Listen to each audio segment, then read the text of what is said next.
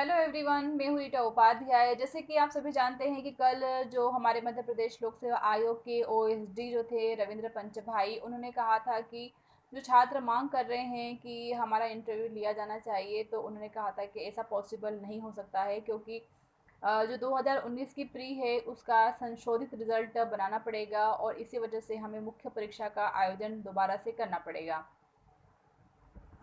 मध्य प्रदेश लोक सेवा आयोग के ओएसडी डॉक्टर रविंद्र पंचभाई की बात सुनकर के जो चयनित अभ्यर्थी थे इंटरव्यू के लिए, वो भड़क गए हैं और उन्होंने अब आयोग पर दबाव बनाना शुरू कर दिया है कि वे इंटरव्यू तक पहुंच चुके हैं, उन्हें अब यहाँ से बाहर न किया जाए। और उन्होंने ये भी कहा है कि यदि हमें बाहर किया गया तो हम इसके लिए हाई कोर्ट तक की शरण ले सकते हैं।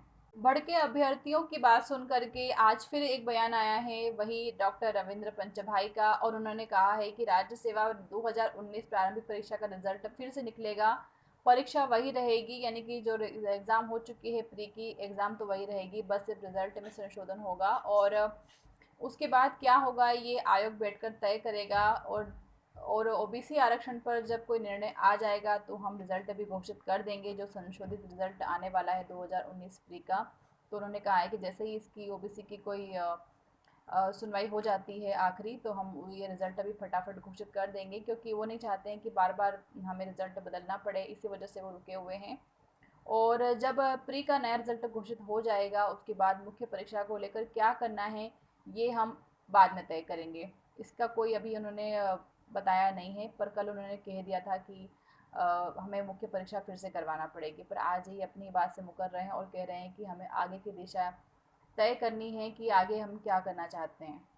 वहीं अभ्यर्थी जो हैं चयनित अभ्यर्थी, उनका कहना है कि आयोग की गलती की सज़ा हमें क्यों दी जा रही है, क्योंकि देखिए जो इसका रिज़ल्ट आया था प्री का, जो नए संशोधित नियम थे उनके हिसाब से उन्होंने रिज़ल्ट जारी कर दिया था। तो तभी याचिकाएं लगाई गई थी, और जो जिन अभ्यर्थियों ने याचिकाएं लगाई थी कोर्ट में, उनके वकील विभोर खंडेलवाल ने कहा है कि मामले में कुल 32 याचिकाएं थी। पीएससी ने नए भर्ती नियम भूतलक्षी प्रभाव से लगा दिए थे, यह गलत था। हमने तब कोर्ट में बहस करते हुए भी कहा था कि गलत नियमों से बने रिजल्ट को घोषित करना और उसके आधार पर आगे की प्रक्रिया करवाना भी गलत होगा। तब मुख्य परीक्षा रोकने की मांग भी की गई थी, पर कोर्ट में पीएससी ने कहा कि प्रक्रिया चलने दी जाए, बाद में कोर्ट का जो आदेश होगा उसका पालन होगा। पीएससी की गलती की सज़ा उम्मीदवारों को भुगतनी पड़ रही है।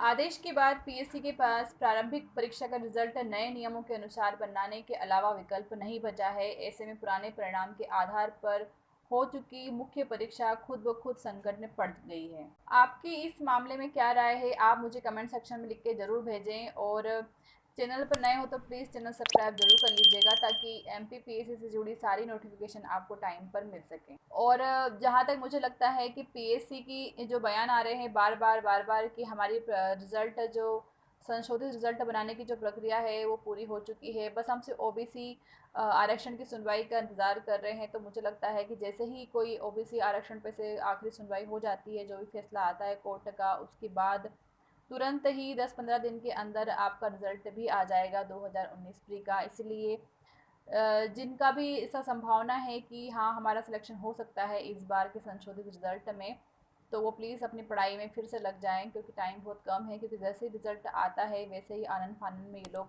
1-2 महीने के अंदर शायद मेंस भी करवा सकते हैं। इसलिए आप पूरी तरह से पहले ही तैयार रहिए और चैनल सब्सक्राइब ज़रूर कर लीजिएगा, ताकि इस तरह की नोटिफिकेशन आपको टाइम पर मिल सके। और वीडियो पसंद आया हो तो लाइक और शेयर भी ज़रूर कर दीजिएगा। Thanks for watching.